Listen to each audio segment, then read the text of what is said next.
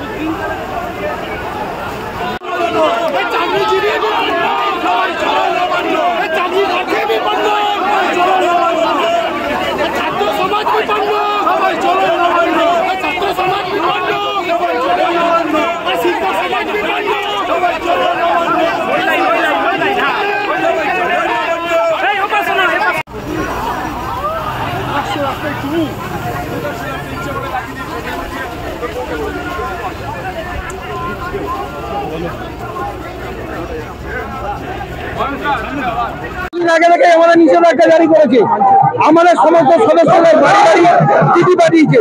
তাদেরকে আটকাতে পেরেছে পুলিশ কি বাবার সম্পত্তি নাকি? যে পুলিশ নিষেধাজ্ঞা জারি করছে তাকে আমরা করে তুলবো। আগামী দিনে আমাদের মিছিল চলবেই। আপনাদের ওই জাতীয় পতাকা কিছু দাবি আছে, কিন্তু পুলিশ এইভাবে আপনাদের আটকাচ্ছে কেন? পুলিশ আটকাতেই পারে।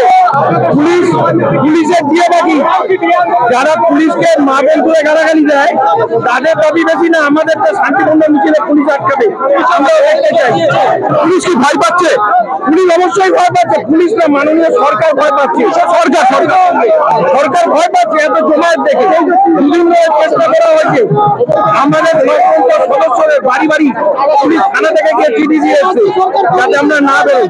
আমরা বিন্দুমাত্র ভয় পাইনি, আমরা আছি। এর আগে বিশাল ব্যারিকেড করা আছে, কি করবেন? ওখানে বসে যাবো শান্তিপূর্ণ? আমরা তো গুন্ডামি করতে আসিনি। আমাদের দাবিটা দেখবে, সারা রাজ্যের লোক দেখবে কত লোক জমায়েত হয়েছে। মাননীয় দেখবে যে আজকে কতটা বিক্ষুব্ধ তার এলাকার লোক, তার মানুষ।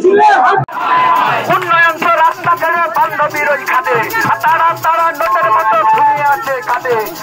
সময় মিছিলে যত বাংলার মেয়ে তারাও তাদের চায় যোগ্য মেধা। আমাদের এ লড়াই, আমাদের সংগ্রাম চলছে।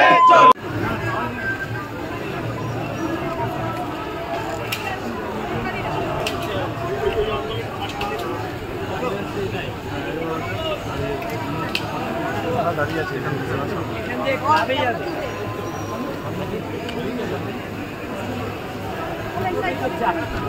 ঠিক আছে।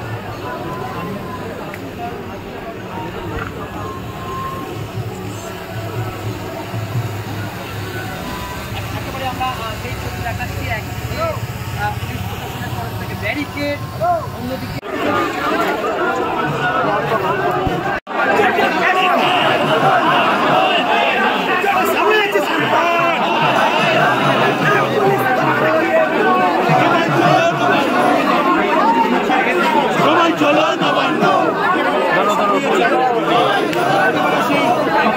নির্দিষ্ট জায়গা মিছিলের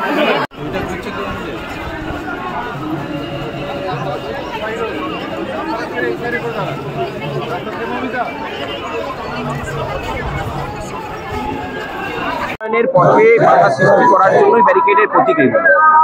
আমরা যে লড়াইটা করছি সেই লড়াইটা মানুষের অধিকার প্রতিষ্ঠার লড়াই। 6 লক্ষ শূন্য পদ, চাকরি পেলে পরে স্বচ্ছভাবে যদি চাকরি পায়, গরিব বাড়ির ছেলে মেয়েটা তাকে তখন আর লক্ষ্মী ভান্ডারের উপর নির্ভর করতে হবে না। তার ছেলেটাকে যে কষ্ট করে মানুষ করিয়েছেন তার নিজের মেধার যোগ্যতায় চাকরি পেলেও লক্ষ্মী ভান্ডার দরকার হবে না। অস্থায়ী কর্মচারীদের শোষণ চলছে। 5টা ডিপার্টমেন্ট আছে যার কয়েক লক্ষ অস্থায়ী কর্মচারী বিগত 5 মাস ধরে বেতন পাননি, যাদের বেতন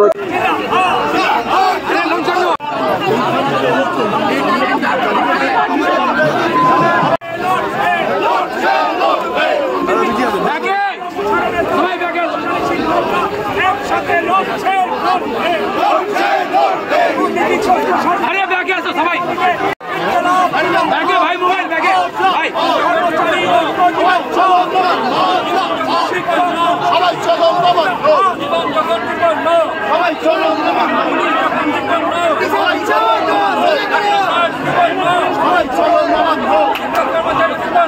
সবাই চলো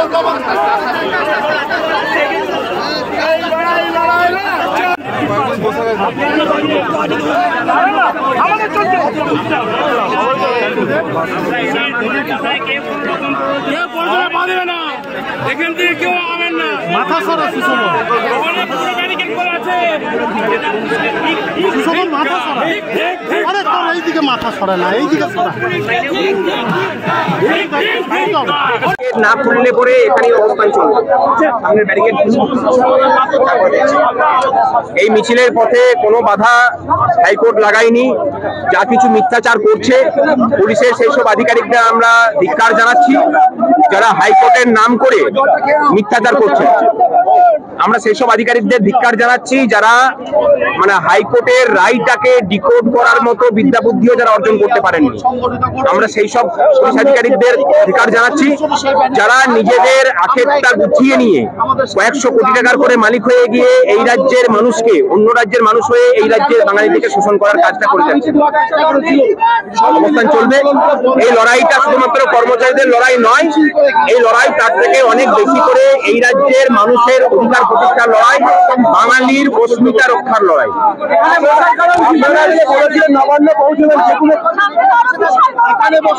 এখানেই অবস্থান চলবে,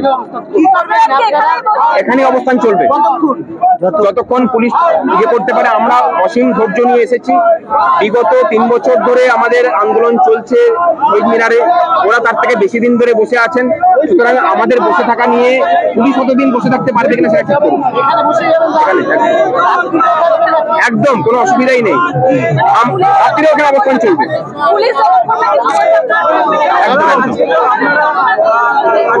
আমাদের অসীম ধৈর্য, আমাদের বিগত 3 বছর ধরে আমরা মানে ময়দানে প্রতিদিনই বসে আছি।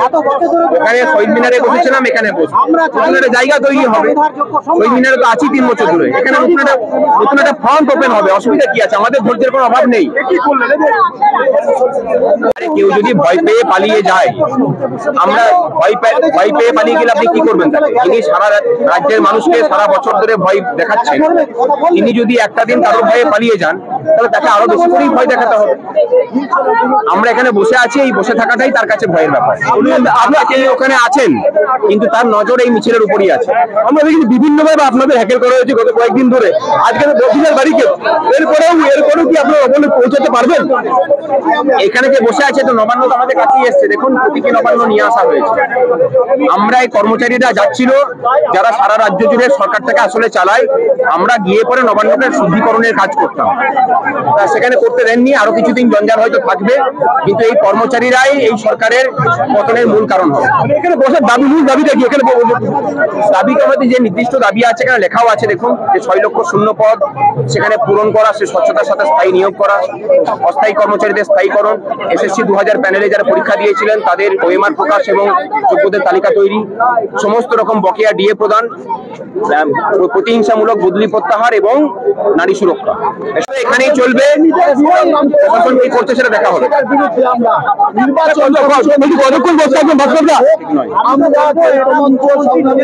যে পুলিশ সুপ্রিম কোর্টের অর্ডার মানে না, 6 সপ্তাহের মধ্যে বকেয়া দিয়ে 1/4 দেওয়ার কথা সেটা দেয় না, তারা আবার হাইকোর্টের রায় দেখাচ্ছে, ব্যবসায়ীকে দিয়ে একটা কেস করিয়ে তারা, কিন্তু হাইকোর্ট কিন্তু এই মিছিলে নিষেধাজ্ঞা দেয়নি। এই সামনের ব্যারিকেড যদি তুলে দেয় তাহলে আমরা এখান থেকে উঠে যাব, আমরা নবান্নের দিকে যাব। যদি না তুলে দেয় তাহলে এখানে নবান্নর প্রতিনিধি দল এখানে আসুক, মুখ্যমন্ত্রী এই জায়গায় আসুক, আমরা তাহলে অবস্থান তুলবো। মুখ্যমন্ত্রী তো নেই, তো বীরভূমে আছে। মুখ্যমন্ত্রী কেন চলে যাবে? এখানে রাজ্য সরকারকে যাদের সুপ্রিম কোর্টের অর্ডার উনি মানলেন না, কেন মানলেন না তার কোনো ব্যাখ্যা দিলেন না, তাহলে কেন তুমি চলে গেলেন? বাইরে আসতে দেবেন না। আজকে হাওড়া স্টেশন বেরিয়ে এখন মিউজিয়াম বেরোচ্ছি, আমরা দেখি কত দূর যেতে পারেন। আমরা সেইখানেই লড়বো, সেখানেই অবস্থান করবো, দেখবে মানুষ। বেআইনি কাজ করছে, আমরা ভারতবর্ষের নাগরিক, আমাদের শান্তিপূর্ণ মিছিল জমা করার অধিকার আছে, আমরা সেটা করছি। মমতা নিজে চোর একটা, আর তার পুলিশও কোনো আইন জানে না। মমতা ব্যানার্জি নিজে বিধানসভা ভেঙেছিল, তখন এইসব আইনের কথা কোথায় ছিল? সুতরাং আমরা যেটা করছি আইন মেনে করছি। পুলিশ বেআইনি কাজ করছে, বেআইনি পুলিশ দূর হটো, বেআইনি কাজ করা পুলিশ দূর। আপনাকে যদি আটকানো হয় কি করবেন? আমরা যেখানে আটকাবে বসে পড়বো, আমরা নবান্ন যাওয়ার চেষ্টা করবো, আমাদের শান্তিপূর্ণ অবস্থান চলবে সেখানে।